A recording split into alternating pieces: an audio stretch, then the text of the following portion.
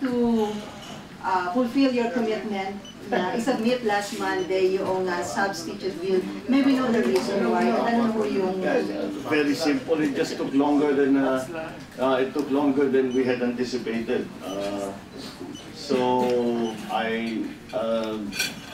But again, I asked for a few days, and I think today we'll finish. We are only finishing off two. There are only 2 items left that we haven't been able to finish. Is that one, some aspects of the decommissioning process, and secondly, safety of tenure for the civil service workers in ARM and all the subsequent civil servants who will be working in the Bangsamoro government. So, inaayos na lang yun, and I think that will be the last 2 areas that we still haven't finished. So, sir, there is no intention to delay this admission? No. To what end? Why delay? There's no reason for us to delay.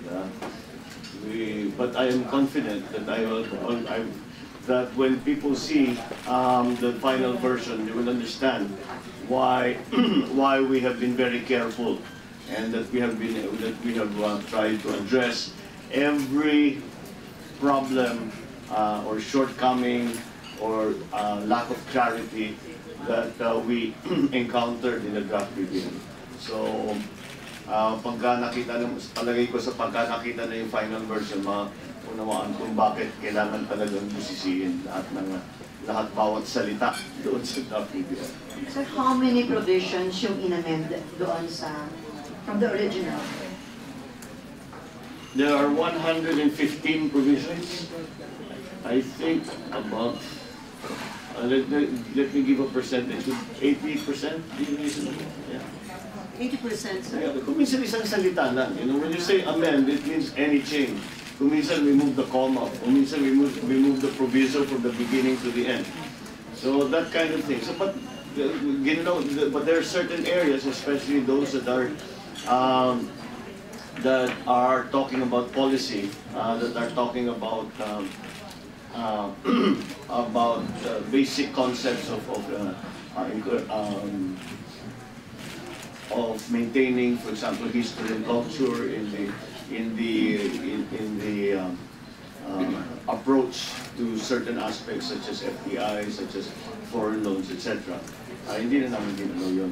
But as I said before, much of what we had to do is to clarify. Dahil kung minsan pagka nakita ninyo, pag binasa ninyo, hindi mo masyadong maunawa ano ba ibig sabihin nito.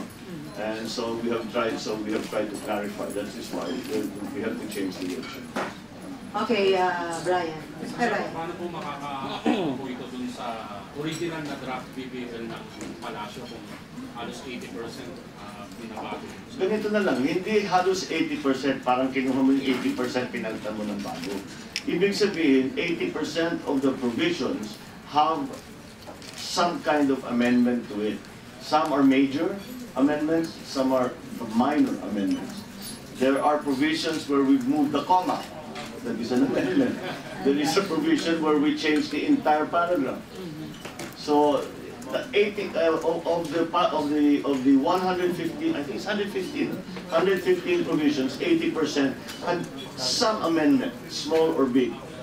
So I think when the matrix is published, you will see exactly where the changes are. So how it will affect, I think the major change that we did is the inclusiveness. Whereas the draft BBL was talked solely about the MILF, we learned our lessons from our hearings and tried to involve the sultanates, tried to involve the other tribes, tried to involve the LGUs, tried to involve the business community, all of these elements na sa aming palagay kulang ang focus sa draft BBL. Sir, sa House of Representatives, yung Bangsamoro Transition Commission, asked Congress to restore at least 28 provisions daw na dinilit ng ad hoc committee. So kayo wala naman po kayong dinilit na provision dito sa BBL? Meron. Ano? Meron kami mga dinilit na provision.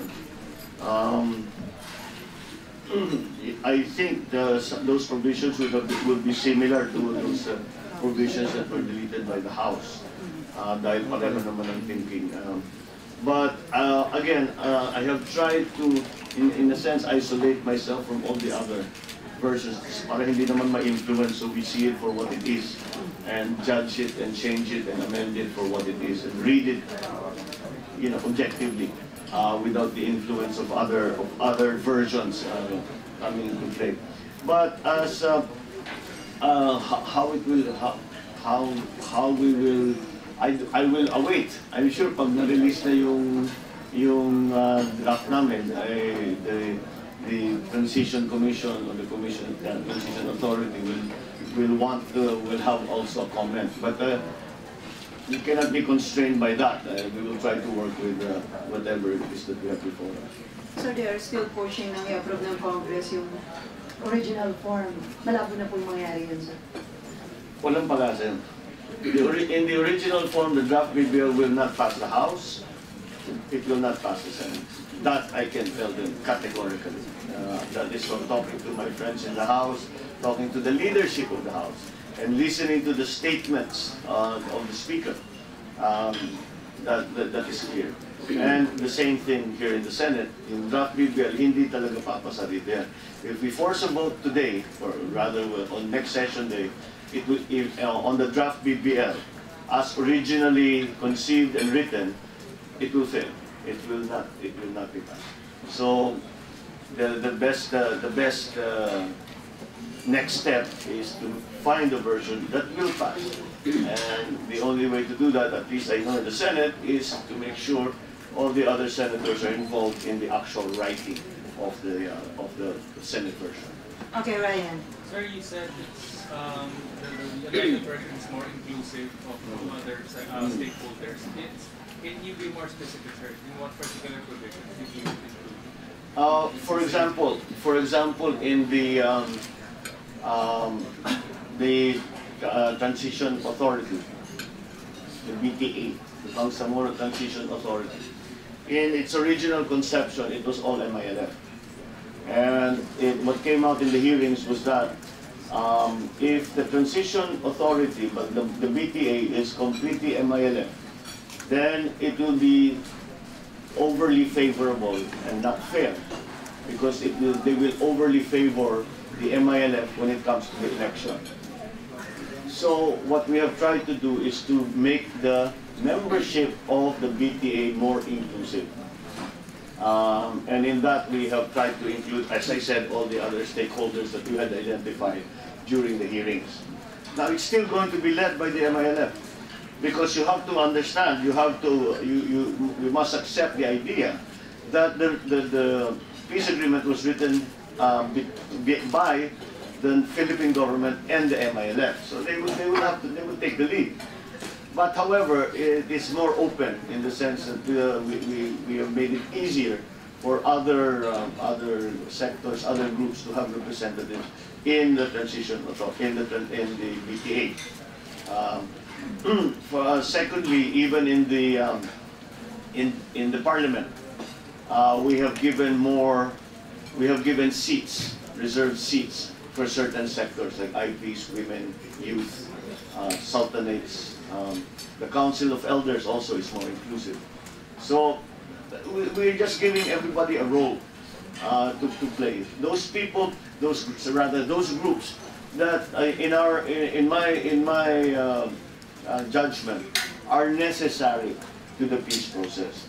If we were to exclude them, the chances for success would be lessened, and to include them, chances for success are improved.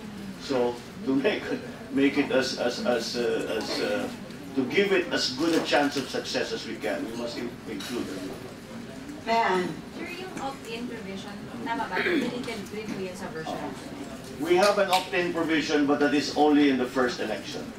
The opt-in provision is, halimbawa, yung the list of areas that will have a plebiscite. Halimbawa, yung isang LGU, a city or province is not included, and they would like to be included in the plebiscite in the first, before the first election, then we have allowed them to do that. The same 10% or 10% by the approval of 10% of the voting population. They will be included as in the plebiscite. That is as far as we can go. But after the formation of the Bangsamoro Autonomous Region, wala na. Sir, bakit? Bakit ganun yung medyo? Kasi ang opt-in hindi workable. Hindi talaga workable. Again, even in the original opt-in, we have in the opt-in for the first plebiscite, kailangan contiguous at saka hindi kasama ang dagat sa contiguity. So kailangan maging contiguous. So the reason the opt-in did not work because the original concept of the opt-in provision was to allow any LGU, contiguous or otherwise. So that I tried to apply all my knowledge, experience, advice on the matters of local government, and we could not find a way to administer a non-contiguous LGU that would be included in the Bangsamoro Autonomous Region. Sir, to clarify, yung mga parts of Palawan, pwede, wala yun. Kasi ang contiguity hindi nakasama ang dagat eh. And even those areas, sir, that have voted in the past, not to join the RFM, hindi sila. Cotabato and Isabela cities are still included and they had voted no previously. Depende na sa plebiscite. Nasa kanila na yun. Nasa kanila yun. Because Cotabato, for example, is a special case because that's the seat of government. So we really have to conduct a plebiscite again. Isabela City also is included because it's a city. So cities and provinces, which is the same procedure in ARM, previously in ARM, sinundan namin yun. So since it's a city, let them vote. There are no other provinces. Okay, Brian and then Mayan. Sir, ano po yung mga unconstitutional provision na nawala na sa Senate versions?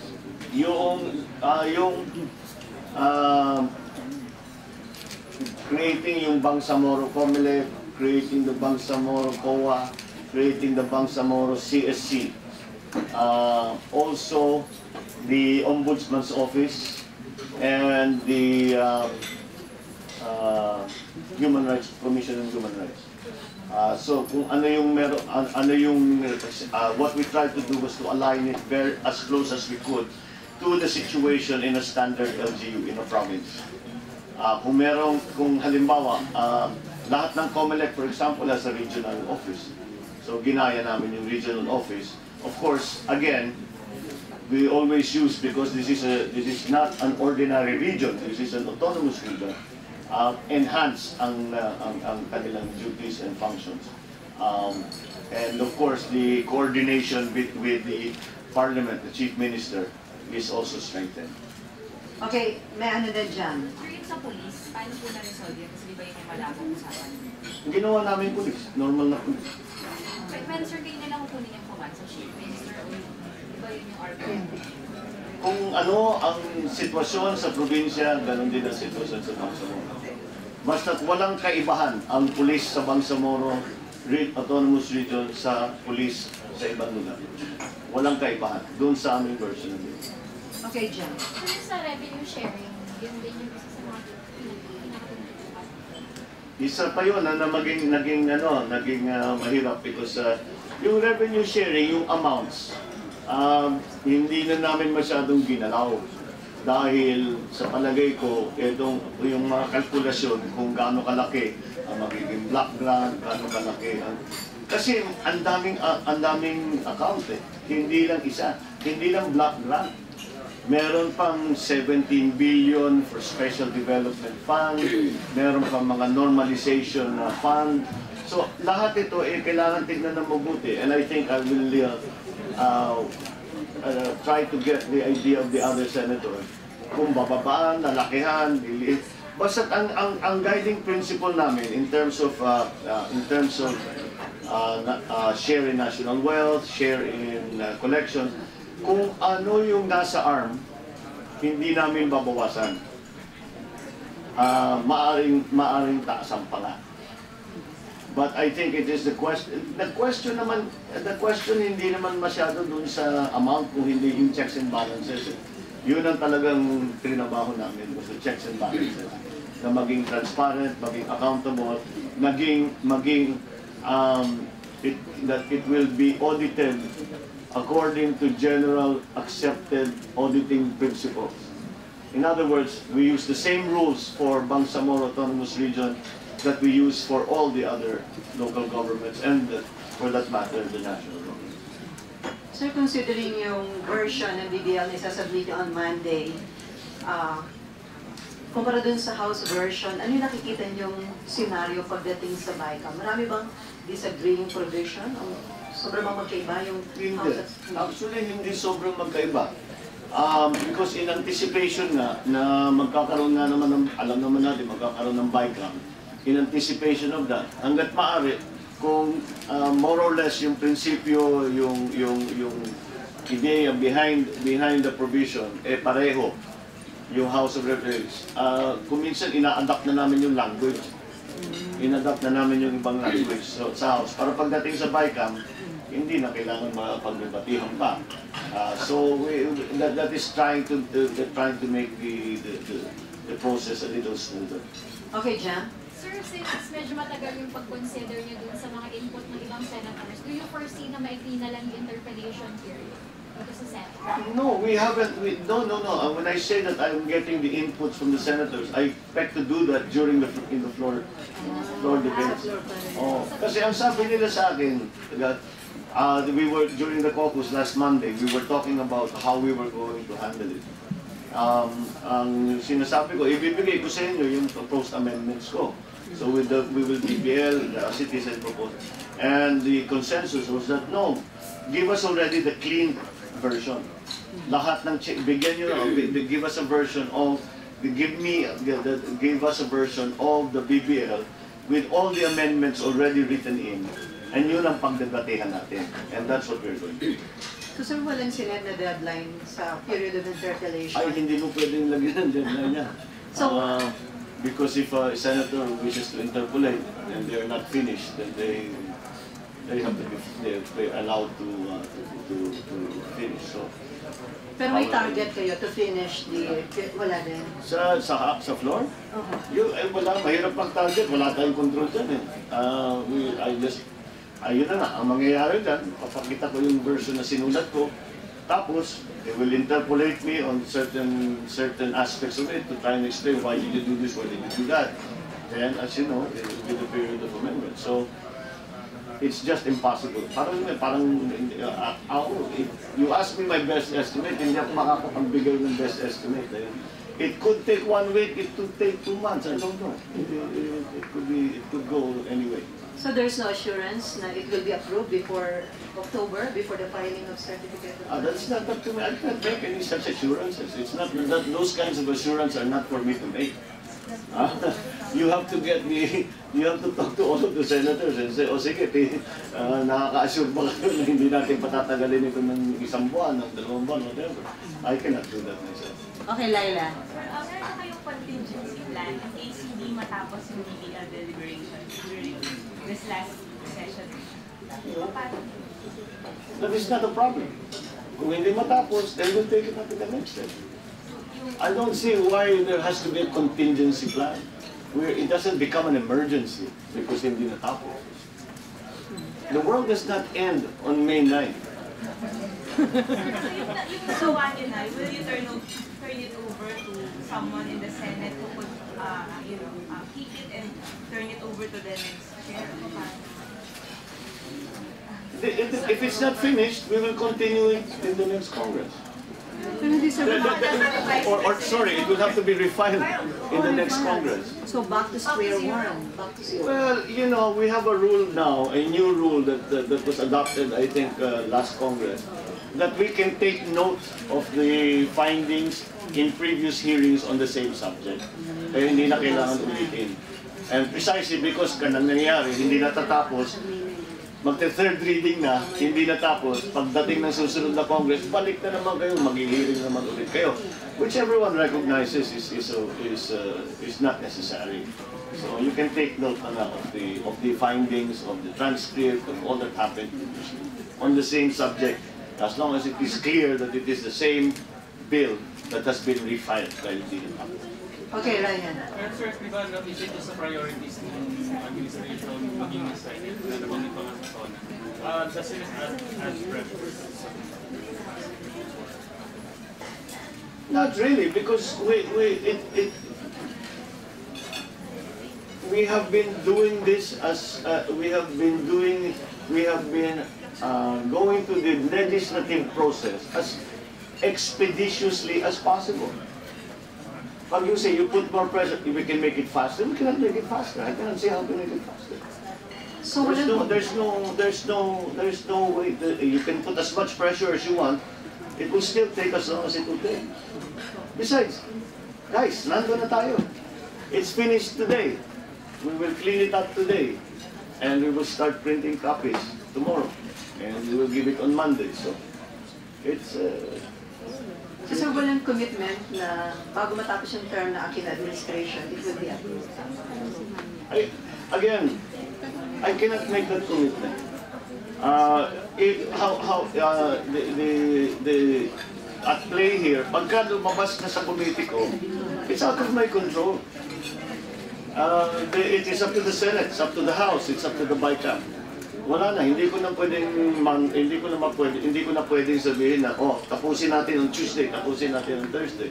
It will take as long as it will take. And again, as soon as I file the committee report on Monday, then it is out of the committee. It is already on the floor. So, ano naman din yung proseso? It's not. I will not make promises I cannot fulfill or I have no right to make.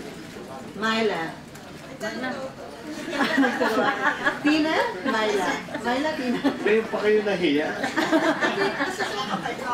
Nagugulat naman sila. So, hindi naman deferred yung October election this year? Not as far as I know. Nandun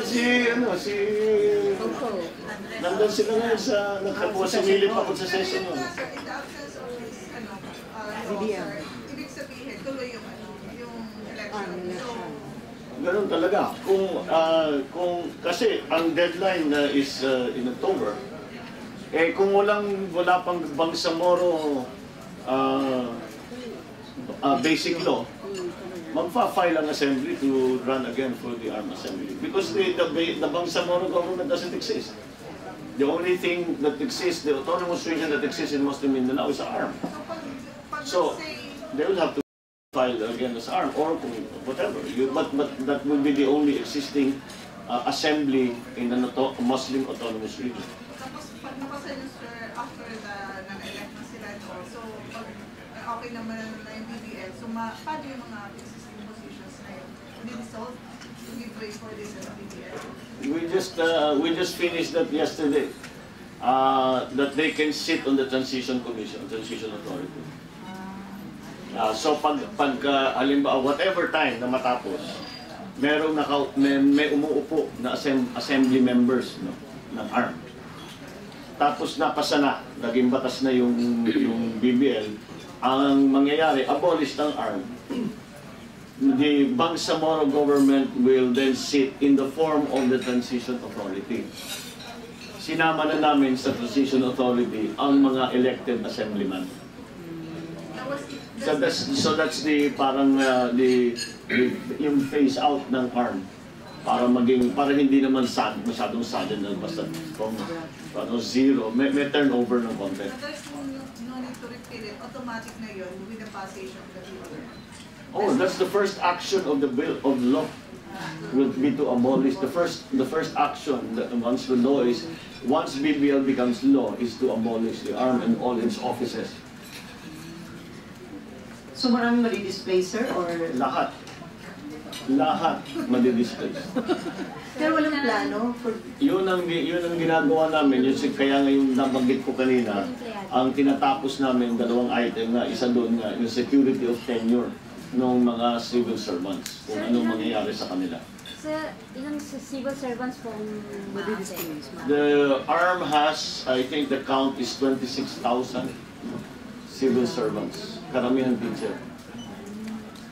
So we are hoping that the teachers will be carried over into the next government. So sir, under dun sa BDL na ipapasa nyo, hindi nyo papayagang ma-displace yung mga yun?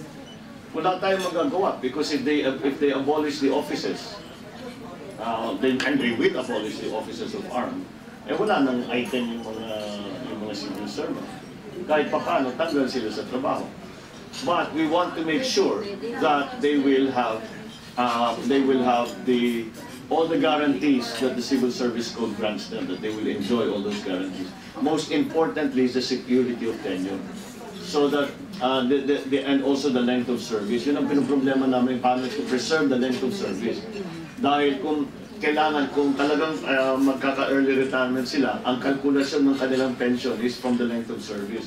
So we have to make sure that ma-consider yung talagang buong length of service nila.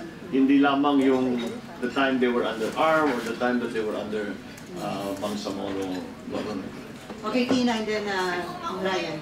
Sir, mahuli yung passage ng BBL, October na may election for ARM. To encourage sila mo and other MILF to join the election so that they can be part of the transition. kasi BPA chairman na si... That's up to them. Political strategy na yan. That's up to them. I will,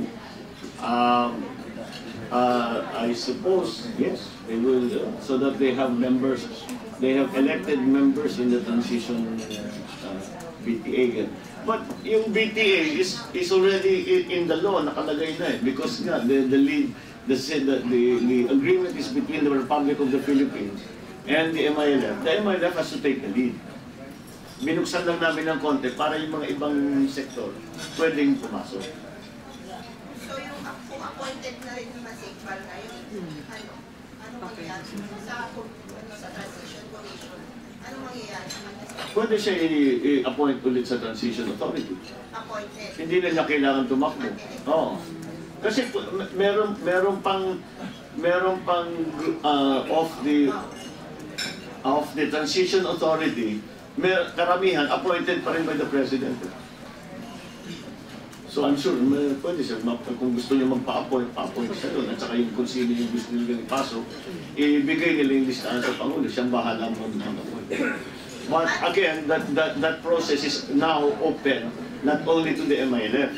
Lahat ng sektor pwedeng magbigay ng listahan ng shortlist sa Pangulo. Hindi na-approve BBL, sir. Kung hindi ma-aprobahan, Ang BBL. parang wala nangyari, nasa ARM ulit tayo. Yeah, like the normal ARM election, normal ordinary day-to-day business of ARM. Okay, Ryan and then Badette. Sir, just a clarification. So essentially, matatawag pa rin ang substitute bill. Necessary, it's very much a substitute. Okay, Badette. Sir, nabago ba yung block grant? Yung magkano? Yung initial funding for the establishment? This became, naging mahirap ito because kung sasabihin mo ang calculation 4%, di ba? Ang nakalagay na yun sa batas, sa draft PBL. And it's calculated, and the reason, kasi ang pagkagawa nito, hindi naman 4% para, they work back from the number they wanted, which is about 35 billion. And that amounts to more or less 40%. But iniisip namin, kung maraming gustong sumama, baka kulang yung block grant. Paano natin pwedeng palakihin? We have to adjust. So we have mechanisms to adjust. Kung paano maging maliit, masyado naman malaki yung block grant, kailangan ma-adjust. So we will, again, I will bring it up during the debates to see if there's a mechanism that is agreeable to everyone. Because yung tinatawag na block grant, first of all, it's not really a block grant, it's a misnomer because that the grant is not being used to implement a national program. The money is being used to fund operations, which is not what a block grant is. But never mind, yun na rin ang nagamit na salita. But in any case, there is no, in the mention of the block grant, lump sum, walang kalkulasyon kung sino, kagaya ng IRA, titignan mo yung population, titignan mo yung land area, all of these things. Ito wala, basta ito, yan ang 4%, yan. Without any consideration as to how large an area you have to service, how many you have to service. So that's a weakness, I think. Determining. Walang determining. Wala, basta yun yan, 4%, yun yan. Kahit na 3 ang tao, kahit na 300,000 ang tao, kahit na 3 milyon ang tao, yun pa rin. So that seems to me illogical. Are you saying kailangan flexible yung ano? Yeah, but again, that's not something that I have chosen to write in, because we will, again, if the issue comes, when the issue comes up, we will have to decide amongst the senators how to handle that. Sir, sabi niyo kanina, you're going to propose a mechanism For dun sa sinasabi sa block grant. I don't know. I will bring up the issue. Whether I have a mechanism yet to propose, hard to say. Right now, there's the closest thing we've come to a mechanism is gagayahin mo yung IRA. Kasi simple lang naman yan eh. Kung gobyerno ka, malaking populasyon, mas malaking pondong kailangan mo. Kung maliit ang populasyon at puro malalapit, mas maliit ang kailangan mo. Kung malaking populasyon, malawak, malaki ang kailangan mo. So, kailangan mo have to take that into account, and that's what the calculation of the IRA share is.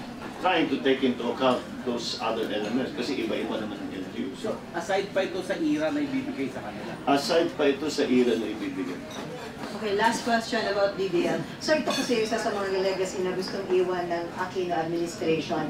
Although sinabi niyo walang assurance na may ma-approve, pero you will do your best na bago mag-start yung campaign period talagang ma-approve ito. Again, yung pag-approval, ang maaari ko lang maitiyak yung schedule ko. Hindi ko masasabi kung gaano katagal ang debate, hindi ko masasabi kung gaano katagal ang BICAM. Hindi natin masasabi kung anong mangyayari kung yung mga challenge sa Supreme Court. How long that will take. Kung mananalo, kung matatalo, hindi natin masasabi. So, it's very hard to pin it down.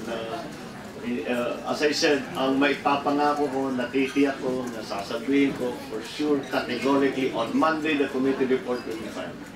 Okay, Pero, about... are you ready to defend yourself?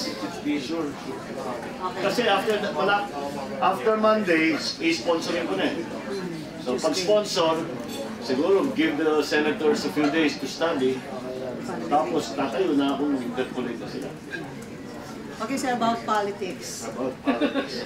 Is it now clear? Favorite subject. Is it now clear what position are you running? No. Why, sir? Why? Why? Yes. Yeah, that's exactly right. I remain the undecided candidate. There is no need for any rush into this kind of decision. As you can imagine, this is probably the biggest, most important decision I will have to make so far in my life. So I'm not going to rush it. I am not going to be to go in half-cocked, to go in without as much understanding of the situation as possible. Again, why do we have to rush? Why the need to decide now, yesterday, now? Why? I cannot see the reason to be in a hurry. As I said, it is so important. This will decide many things. Not only in my own life, but in lives of many other people. So it's very important, and there's important decisions should not be rushed. So sir, di ba mas magandang clear na this early sa public, sino yung mga tatakbo para alam na nila kung sino yung pipilian nila? Yun na nga, hindi nga maliwanag eh. Ang deklarado pa lang, ngayon, sa dalawa, from 1, naging 2. So, that's it. Ang dami pang ibang pangalan na umikot-ikot. Kasi may report about B9 Marcos tandem. Is that Marami talagang report. But, kasi nga, everybody is speculating, everybody has heard all. Lahat ng tandem, lahat ng mga partnership, lahat ng mga kaalyado, lahat na siguro na possible combination narinig ko na. And we are also, being politicians, inisip din namin na maputi, kahit na parang ludicrous na mangyari. Posibleng mangyari, hindi magsasama yung dalawang yan. Hindi bali, kung sakali man, ano kaya mangyayari? Sana tayo, anong magagawin natin? All this scenario building has been going on for months now, so not only in the media, but even amongst us, in the party, with our friends, with our... Badette, John, and then Brian? Sir, sabi ng iba kaya ayaw mo pa mag-declare, natatakot ka na magawan ka ng issue. Ay, hindi. Kahit naman anong gawin ko, gagawan ako ng issue eh. So you're ready for that? They've been doing it to me for 30 years.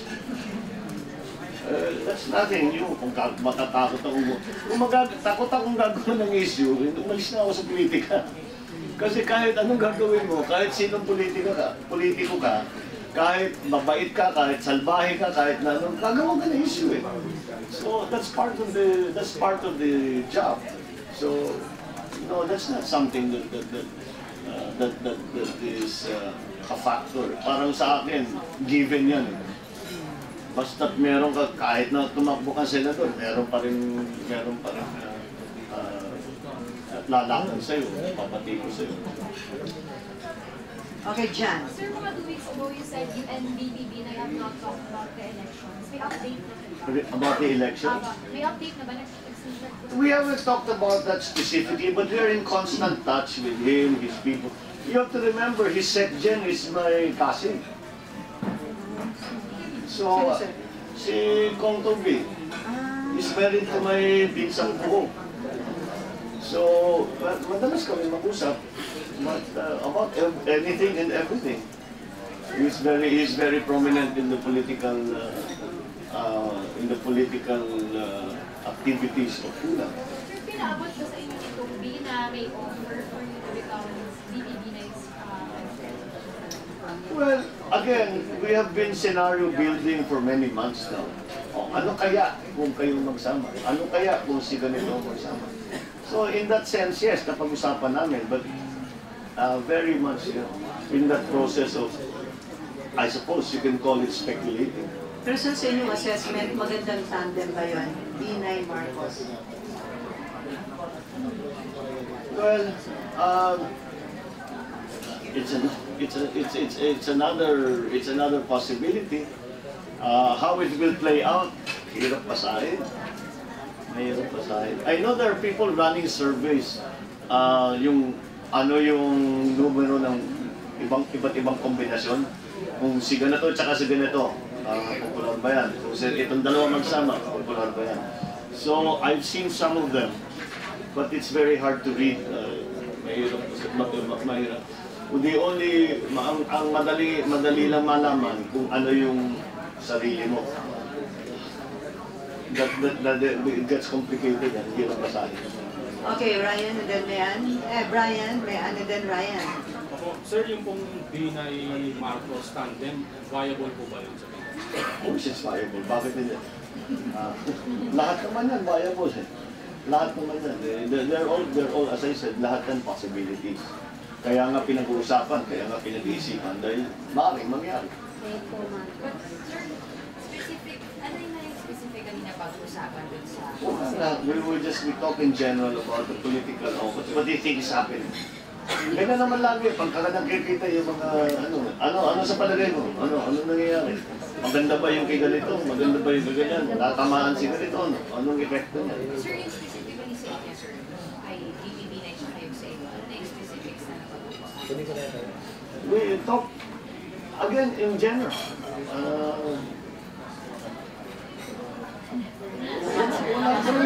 I'm trying to think what is the specifics. There are no specifics.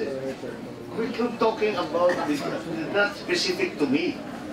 What do you think will happen if Mar and Grace run together? What do you think if Jojo Binay and Trillanes run together? Or Ryan and then Myla, Tina, Badem. Sir, pero ang tanong talaga sa inyo, di ba, ano kaya kung kayo yung magsama? Ano yung sagot niyo? It's not easy nga. Hindi, it's complicated. Ang hirap na mabasa kung anong effect, what is the relative advantage of running with one person, of running with another person. All of those, mahirap all you know is that this is the number for you. It's hard to compare. Apples and oranges lahat yan. Are you considering? I'm considering everything. As I said, I talk to everyone about everything and anything. Nothing is off limits. We talk about everything. Sir, pero malinaw lang na-communicate sa inyo yung offer na maging VP kayo ni BBB for 2016. Well, I read the same things you read, and there are discussions on the subject. But then that's going on with not only one group. As I said, I'm a member of a party. I have friends in all other groups and parties. Nag-uusap-usap kami. So lahat na napapag-usapan. What if this? What if that? What if that? Myla and then Tina and then Badem. Sir, to be more categorical, kasi sir, si BPB din sir, siya mismo sinabi niya na you are being considered by the search committee. Yes, that's why I'm very grateful that I am being considered. But again, such decisions, especially at the national level, involve a party. So although we have talked about it, Senator Cynthia and I see each other every day. So pagka, anong tingin mo dun sa lumabas kanina? Na tinapitan ka na ba? Sabi ko, araw-araw ko naman, hindi naman araw-araw, pero madalas ko naman makausap si Toby. So napapag-usapan na namin. But that applies not only to UNA, that also applies to the group of Duterte. That also applies to the other groups. You know, so it's really, it's hard. I know you would like for me to give you a category, but I don't have a category. Sir, ganito na lang sir. What if the Vice President mismo, are you waiting for the Vice President? I'm not waiting for anyone. I'm going to make my own decision, not on the basis on anyone's schedule. I mean, for the Vice President to make a formal offer. No, you know, no,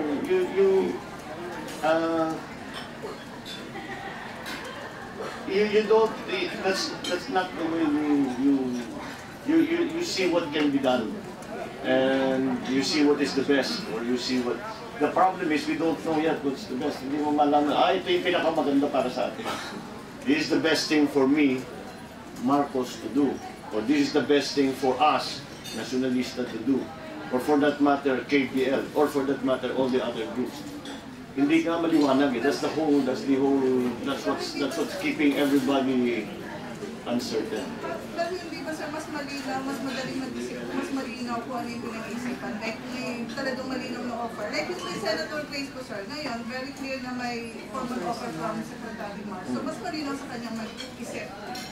Well, for example, I'm only speculating na hindi naman tayo kasama sa usapan. Pero hindi surprise yun.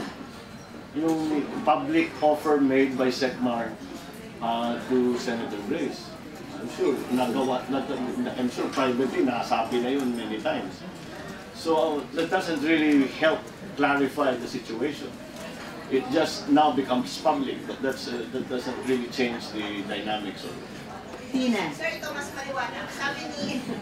Anong nyo, kahit anong angulo nyo. Mas maliwanag kasi Sir. sabi ni Senator Cynthia Villar kahapon, tinanong namin kung handa ba kang Henry suportahan ka, pagtatakbo kang Pangulo, handa daw. Ang problema naman. Decision nyo. Kasi talaga, sinabi na pag-agreehan namin, beginning of this year pa lang, na kung may kandidato national, ang Nationalista Party, ang Nationalista Party will be behind that candidate. Kung walang kandidato, lalo na sa Pangulo, ang Nationalista Party, maghahanap kami kung sino para sa aming palagay, ang pinakamagaling na suportahan.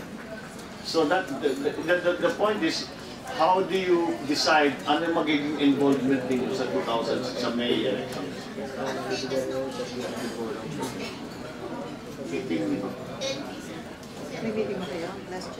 Meron kaming, we have a NP Senators merienda every first Monday.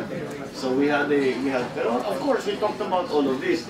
But to be perfectly candid, mas napag-usapan namin ang mga specific bills na kailangan namin trabahin. Sir, you're saying na complicated. Pa ngayon, hindi nyo alam kung ano yung what is best for you and for the NP. Kailan nyo magiging clear kung ano yung what is best for you and for the NP sa 2016? Sana ngayon na. Sana kahapon. Sana bukas. Pero we don't know. Okay, natansin. Ha? Sir, sa scenario meeting, Labo ba? paano nyo nakikita yung Bongbong Marcos Trillanes, or Bongbong Cayetano, para NP ng pag-usap? Sure. Simple ang buhay ng NP. Alam namin ang gagawin namin. May kandidato kami pang Pangulo, may kandidato kami pang Vice, parehong NP. Maliwanag ang gagawin ng partido. So, put it this way, there is no combination, tandem, alliance that is not possible. Never say never na nga. Okay, Badet. Pina, meron pa? Mahirap yung never say never, baka maging never again. Wag naman. Badet? Eston muna. Eston daw muna. May sinabi si Duterte. Ladies first. May sinabi si Duterte na may sinabi si Duterte. Huwag na nga akong tanong. Go ahead, Eston. Pero sinabi si Duterte, sir, na hindi dapat sa tatakbo. Pero the best na pwede tumakbo ngayon dahil sa kawalan ng disiplina, maraming bla bla bla. Si Bongbong Marcos. Oh. Anong masasabi niyo doon? Nagpapasalamat ako sa kanya dahil hindi, that's not the first time that I heard it. And laging very supportive naman sa akin si Mayor Pico. At buti na lang, ito siguro dahil nga matagal na kami magkakaibigan. So, I am also saying that kagaya ng tinanong ninyo sa akin a few weeks back, kung if he's a strong candidate, sa palagay ko rin, si Mayor Duterte will be a big asset to any tandem, to any team. In fact, I would go further and say kahit na hindi pang presidente in any capacity, dahil marami siya talagang ma-offer. At siguro, all you have to do is to go to Davao and to talk to, kausapin mo yung mga tigaron para malaman kung sila ba'y happy sa patakbo ni Mayor Duterte. Maliwanag na maliwanag. Kahit anong sektor ang kausapin mo. Except siguro yung mga drug syndicate. Kung ano man sektor ang kausapin mo na sa palagay nila tama ang patakbo ni Mayor So, Duterte. ibig sabihin niya, sa lahat ng ito, wala pang malinaw para sa'yo. O complicated. Ano status update sa'yo ngayon? Ganun pa rin. Ganun pa rin. Ano po yung ganun pa rin? Ganun pa rin, kagaya na sila. Lahat ng sinabi ko in the past 30 minutes na paulit-ulit na trying to get a category, it's the same. It really hasn't changed. Believe me, that's what I explained. Running for national office is not something, once you have decided to do it, you do not keep it secret. Yung una mong gagawin, mag-a-announce ka, I have decided to do this. Dahil hindi mo naman itatago yan. Paano ka naman mangangampanya kung patago? Wala namang kampanya na patago. So, once there is something that I can believe me, I will immediately announce it. Because people have to immediately know as early as possible what you are doing. If I could have announced it 6 months ago, I would have. Siyempre, kailangan mo yung oras eh. Kaya mga kapal na. Pero so hindi ba yung So, September? wala akong nililihim sa inyo, tinatago nyo. May mabigat na decision na tapos na hindi ko sinasabi sa inyo. That's counterproductive. Kung meron na desisyon, wala pang isang oras, alam na ninyo. Pero so hindi ba September yung binigay sa inyo deadline ng NP to decide? Next month ang No. The September is the time, tama nga naman, because papasok na sa October, so filing, that the NP will decide kung anong gagawin.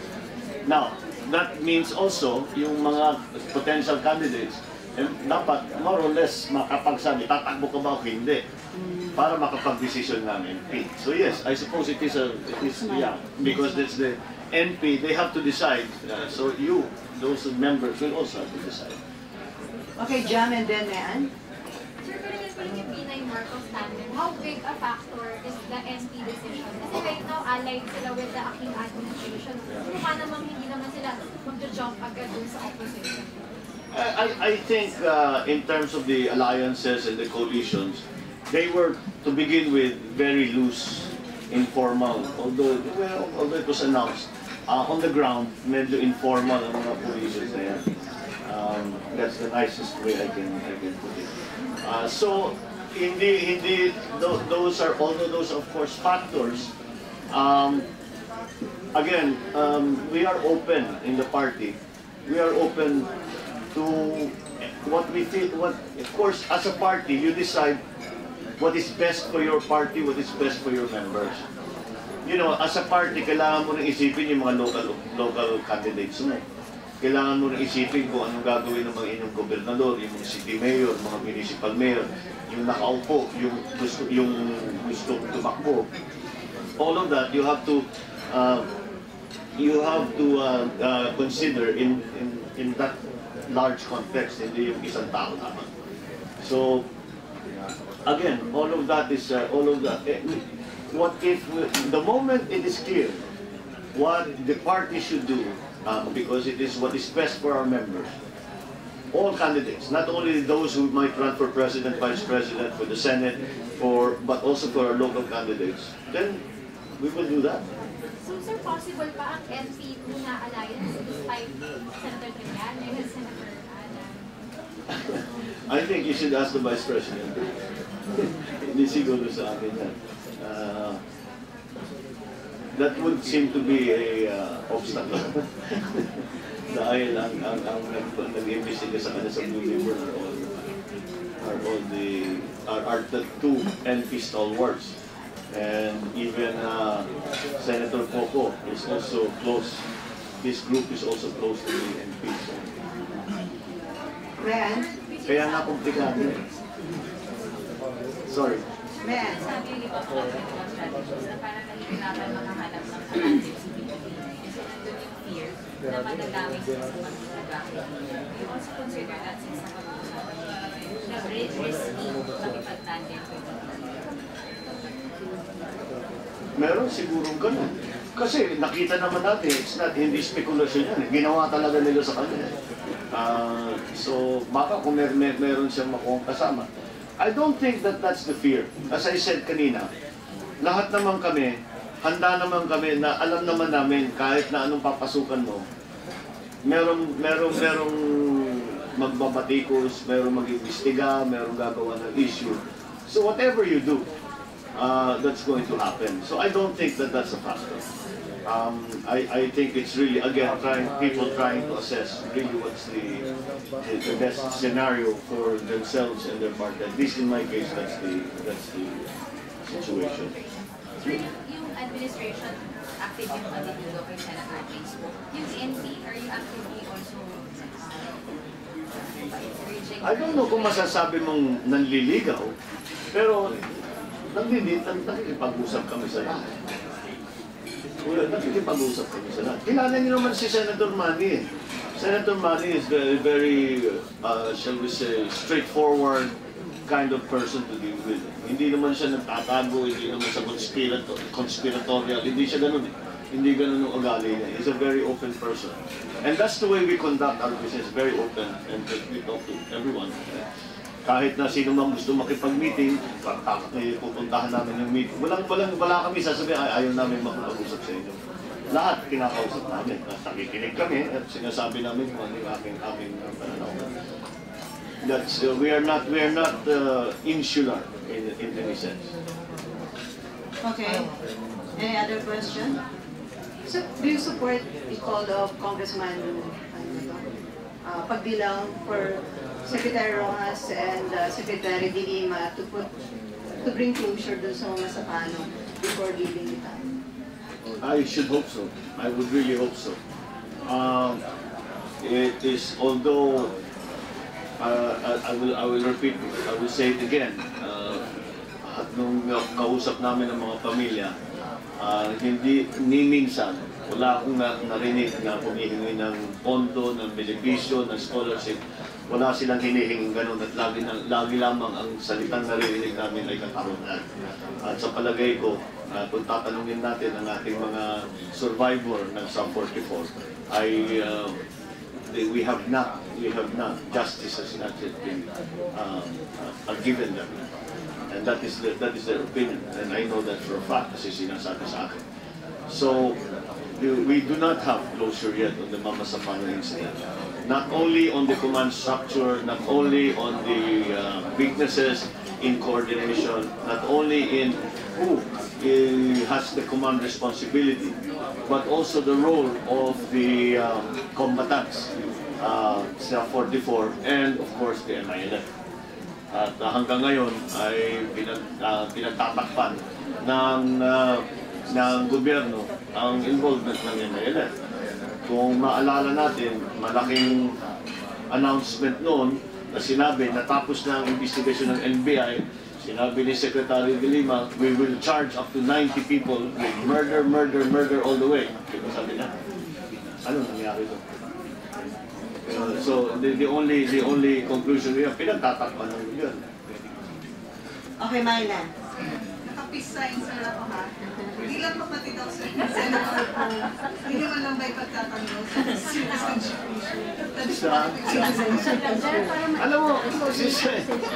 Alam mo si Sis. Ganun ba talaga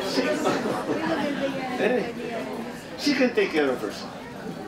She can take care. She does not need my help in any way. If she asks for it, she has it. Not because of any suspected familial connection, but she's my friend, she's my colleague.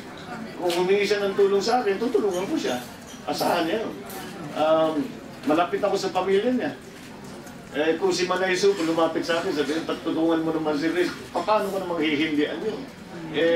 Bata pa ako, magkaibigan na sila ng magulang ko.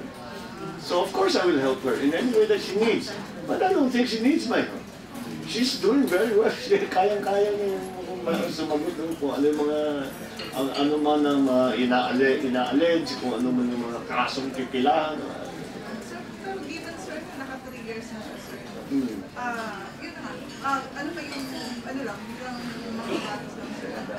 May basis ba? Naka 3 years na siya nag-serve as an senator. Mahirap talaga magsabi because iba-iba yung sinasabi ng kung sino makausap kong abogado. Some lawyers say there is a case to be made again about her citizenship, about her residency, about ano. Other lawyers on the same subject will say, wala, there's no case, there's no problem. So it's hard to say. But she, as I said, she can take care of herself. If she needs me to help her in any way, she has that. Pero sir, as a brother,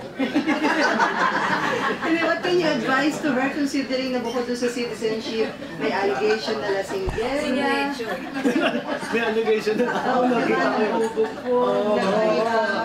What can you advise to her? I will advise her, ay naku, masanay ka na. At ganun talaga, brotherly advice. Ba't namumula ka, sir? Ha? Ba't namumula ka? Ewan ko, dahil kung kausap ko. Brotherly advice. Nagbablast tuloy ako.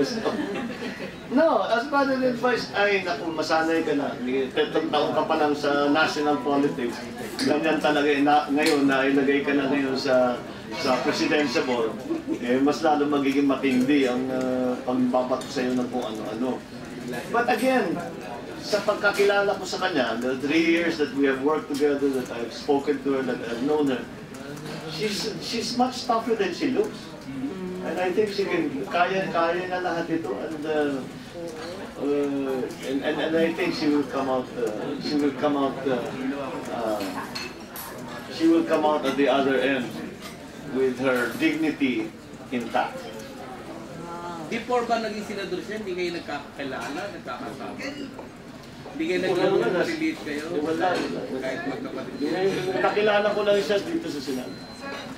Sabi niya close friend naman kayo. Ni Senator Bo, can she expect your support in case she runs? That will depend again on the party. If my party decides to support her, then I will support her. I am also a party member. I'm not an individual politician operating in a vacuum. Ano pang mga family problems? I-consulta nyo na yung mga family problems. Family problems. Okay na more? Okay na more? Pero hindi With talaga that, kayo magkapatid. Hindi talaga kayo magkapatid. Hindi kayo makakaprovide ng solution, mahal mo. Solution sa... Legitimize nila. sasabihin nyo. Kaya gano'n na nga kinakarir na nga namin eh. Dahil gano'n na, bali gano'n na rin ang ginawa natin. So, Who will adopt whom? okay with that? Po Marcos. Ha? Po Marcos. Strong. Idadagdag lang sir sa apelido ng Senator. Hindi, pag nanalo daw si Grace po, nakalimut ako, nanalo. Marcos pa rin. Okay, guys. Okay, tampo. Okay with that? Ay, Sino natin? no more? With that, thank you very much, Senator Bongbong Maraming Marcos. salamat. Magandang pagkakapos pa kayo. Sir, salamat. Ay, happy